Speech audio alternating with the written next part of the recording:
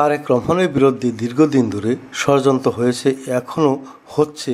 সকল ষড়যন্ত্র মোকাবেলা করে শীঘ্রই দেশে ফিরে আসবেন বলে মন্তব্য করেছেন জেলা বিএনপির যুগ্ম সাধারণ সম্পাদক ও জেলা ট্রাক ট্যাংলরি কাভার্ড ভ্যান শ্রমিক ইউনিয়নের প্রধান উপদেষ্টা বিজি রশিদ নশের।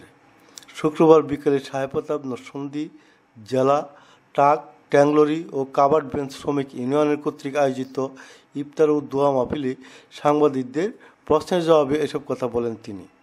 এ সময় নরসিংদী জেলা ট্রাক ট্যাংলরি ও কাভার্ড ভ্যান শ্রমিক ইউনিয়নের সভাপতি জাহাঙ্গীর ভূঁইয়া সহ সভাপতি সেলিম মিয়া, মোহাম্মদ আলম মিয়া, ভারপ্রাপ্ত সাধারণ সম্পাদক মোহাম্মদ রুকনুজ্জামান, সাংগঠনিক সম্পাদক মোহাম্মদ মেজবাউদ্দিন, দপ্তর সম্পাদক মোহাম্মদ রুকন সরকার, প্রচার সম্পাদক মোহাম্মদ উবাইদুল হক, কার্যকরী সদস্য কামাল মিয়া, মোহাম্মদ জুয়েল সরকার সহ হাজারো পরিবহন শ্রমিক উপস্থিত ছিলেন।